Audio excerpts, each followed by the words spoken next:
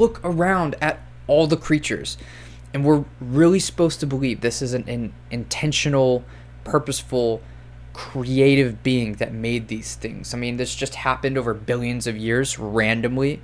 We went from a fish and now we're this. How does that make any sense? Evolution is absurd. The Big Bang Theory, I mean, the universe is so complex and so ordered. And I can never see how this could have come from some explosion. So it makes no sense to believe in this whole Big Bang Theory.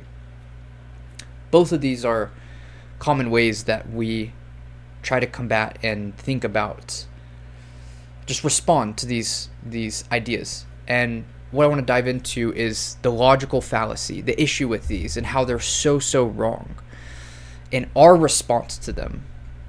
It's a logical fallacy called personal incredulity. I'm not sure which one is right, and I don't feel like looking it up right now. I'm looking here at my notes just so if you see me popping over here. The reason why you can't see how evolution could happen is because you don't understand natural selection. This is not a random thing. This is a heavily researched. This is you are so uneducated. So uneducated. It's the same as people back in the old days seeing lightning come out of the sky and go, that could only be Zeus. That could only be a god. What else could make that happen? It's impossible for anything other than for the right explanation to be that it's only a god. And we see so many things this way. Imagine trying to show an airplane to someone 2,000 years ago, 3,000 years ago. Imagine trying to explain to a child this acorn turns into this huge tree, right? Or the Big Bang, it wasn't an explosion. It was a rapid, it wasn't just an explosion of different things. It was a rapid explosion of space itself. The issue that I have with these things, and I want to point out that we do so often, is that it is so prideful to think that, well, I just don't understand how this could be true, so there's no way. I can't even fathom how it could possibly... Yeah, you couldn't, because you're uneducated. Your understanding, your logic, and the way you're going about this it's limited, it's flawed, it's incomplete. So no wonder you're missing something extremely vital to understanding how this could be true. What's even for me more like, it just irks me, is that there's thousands, tens of thousands, hundreds, if not millions, who have devoted themselves to an idea other than the idea that you believe.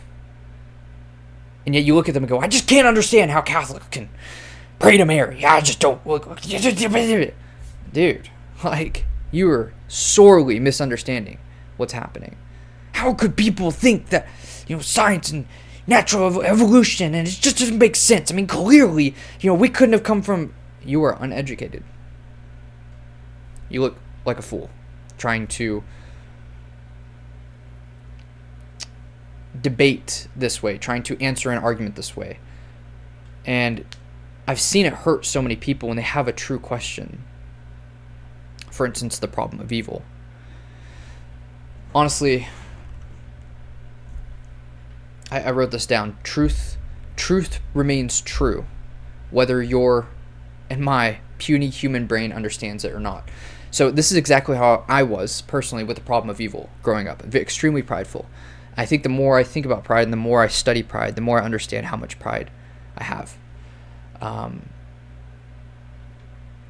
This is how I came up about the problem of evil. I would ask teachers, I'd ask my parents, I'd ask friends, I'd ask, even today, I think the last time I asked was like a month ago, maybe 2 months ago, on the problem of evil.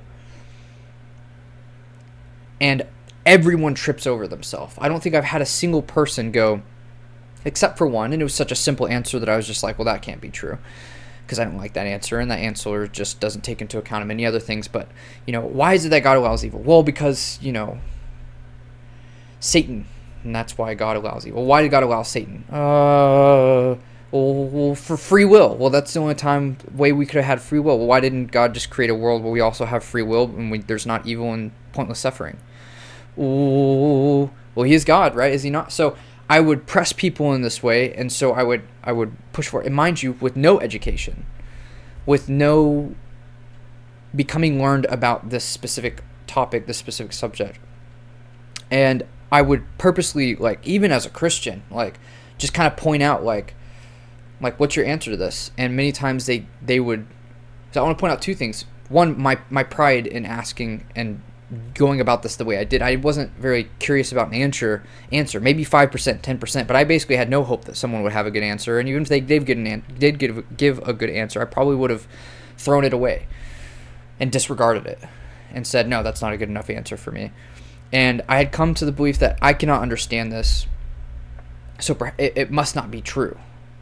And I know I'm definitely not going to get a good answer from someone else. So it was almost this aggressive, like, proving people wrong thing. I couldn't see how an all-powerful, all-knowing, loving God would allow pointless suffering. And my pride in wanting to hurt people and wanting to force this on people was extremely prideful. So my point was to disprove and stump people as if there wasn't an answer. And I want to point out there's immense pride in people's response and how I've responded to many things. There's pride in someone asking me, well, do you think... Let me think of an example.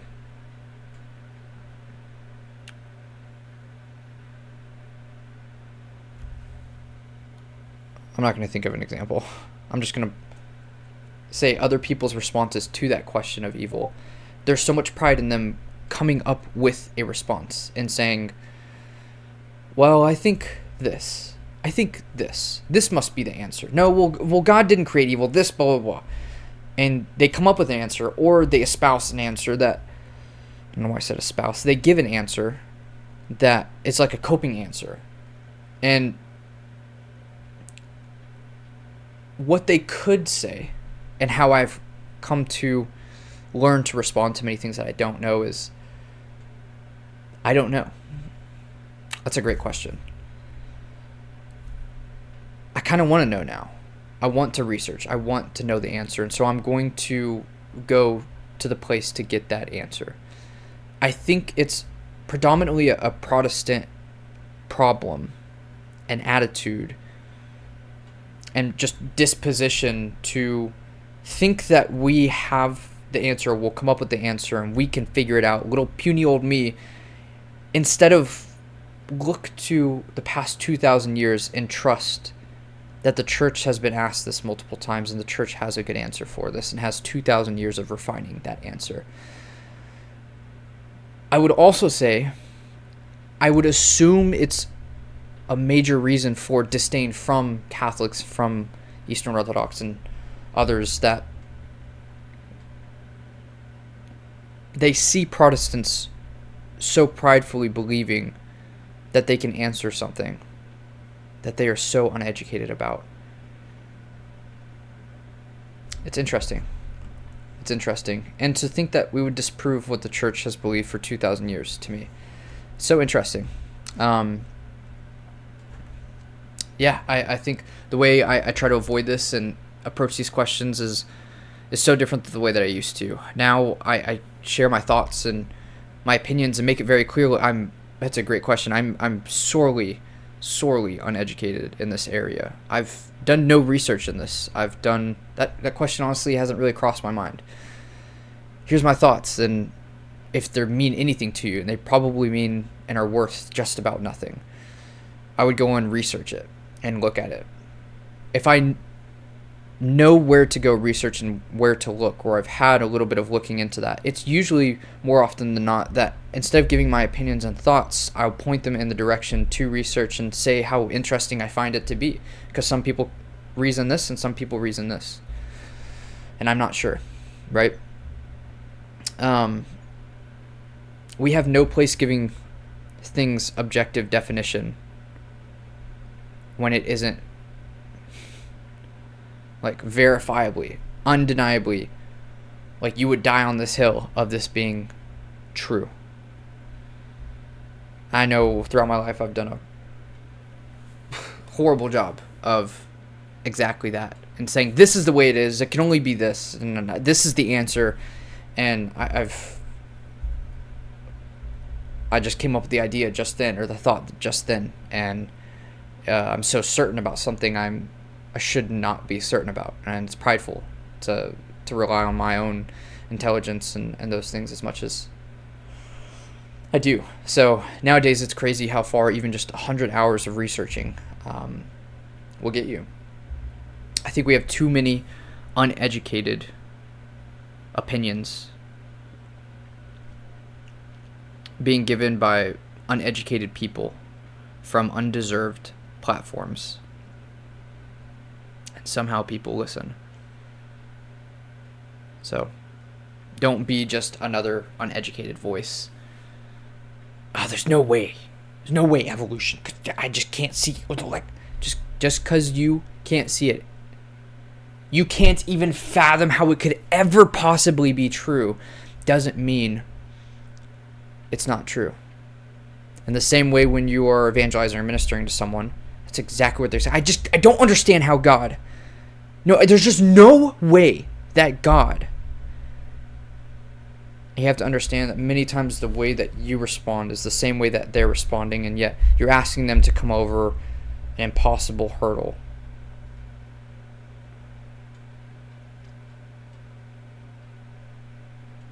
Anyways, just had that. It's called, the logical fallacy is personal incredulity. Let's see how to say it. Incredulity.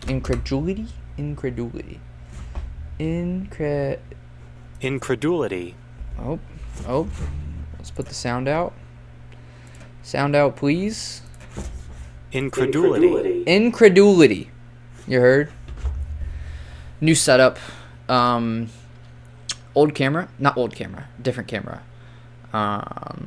Not as much background blur, but I think the wider view is a better thing. I think also I'm going to do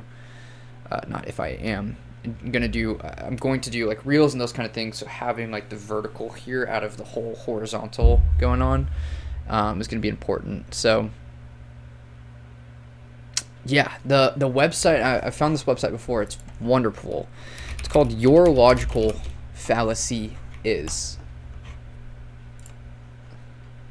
And the top of the website is thou shalt not commit logical fallacies. It's wonderful. It's got Plato, Socrates, and Aristotle here, and all the fallacies. Shows a bunch of things. What is a logical fallacy, Alex? A logical fallacy is a flaw in reasoning. Logical fallacies are like tricks or illusions of thought, and they're often very sneakily used by politicians and the media to fool people and to fool yourself. Don't be fooled. This website has been designed to help you identify and call out dodgy logic wherever it may rise its ugly, incoherent head. Roll over the icons above, click for examples, and show them. So there's so many here. There's ambiguity, there's ad hominem, there's appeal to emotion, there's slippery slope, there's false cause, there's straw man, there's so much. The Texas sharpshooter. So, update. Had to let go of someone in the business today, just to find out that the person, not the main person, but the support person we're having replace them, is probably not going to be a good fit for it. So I might have to reach back out to the person we let go, and say, hey, would you mind taking on some part time? But we didn't leave on bad terms. In fact, it was good getting to pray for them, at the end. And so yeah, business-wise, for clean business, that's how things are going. I've been loving reading. Reading's been great. I was up to 1 last night, messing with stuff and figuring things out. With the fund, I had another meeting on that today. Things were good. I have to listen to some meetings that happened today. Personally educating ourselves, it's been important. I think Monday we'll actually be on payroll. So that's dope. Hey, I was talking to Elijah yesterday, and I think something I recognized, if I could go back, I would when I was making like a lot of money at 20 years old, I wouldn't immediately jump into the next thing. I think I would pause, take my time, maybe get a house with the money that I had, and go steady, like not up and down. Like that's what so much of my life has been, especially as an entrepreneur. Just taking a massive like home run swing and hitting it big or striking out. And the last two times, or just the last time I did something, it was like home run swing and I struck out, and man, it was like a bit debilitating, honestly. Like took me out. So I'm happy to be building a business that is more steady, being like the cleaning business. I know money's going to come in from that continually. Bills are paid and those things are taken care of, and I can use the excess and bootstrap a home run swing while that thing is continuing to grow. So that's exciting. I like that a lot.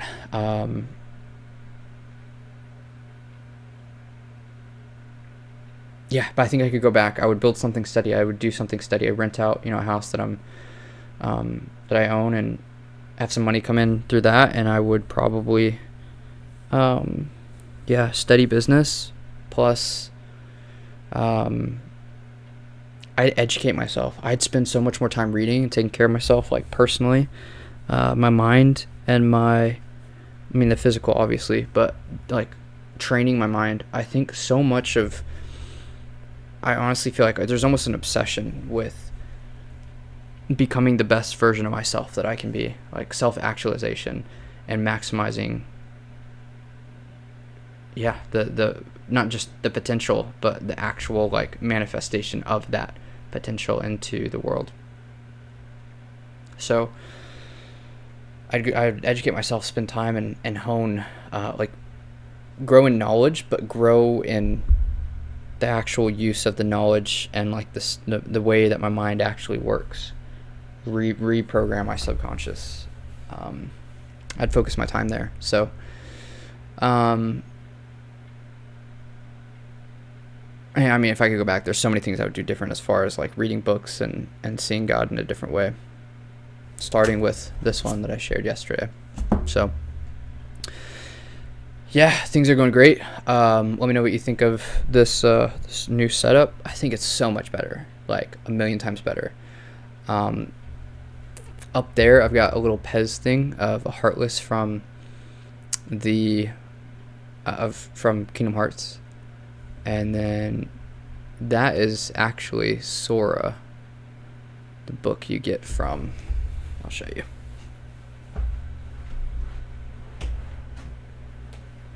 I'll grab this too.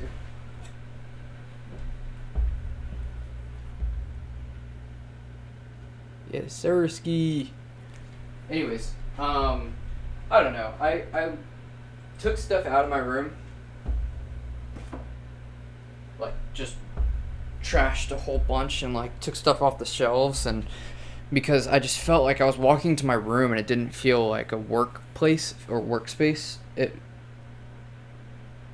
I just needed it to be more functional. I had way too much on my desk. I had way too much all around, and I was being distracted by just things around my room. So that's why I just trashed so much stuff. So way less distracting now. But anyways, I will talk to you guys tomorrow. Doing the book tomorrow. I think I'm supposed to shoot a piece of content tonight. No, I definitely am. I have to get a dummy battery for this camera. I don't even know what to do with this other camera that I was using before. That's like way too tight. I didn't realize how tight it was until I used this one, and I'm like, wow, like that was such a tight shot.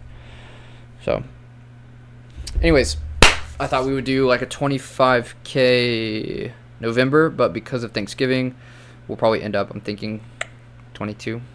What is it, 19th? Maybe 20, maybe 22.5, 23 actually. But anyways, deuces. Love you guys. See you guys tomorrow.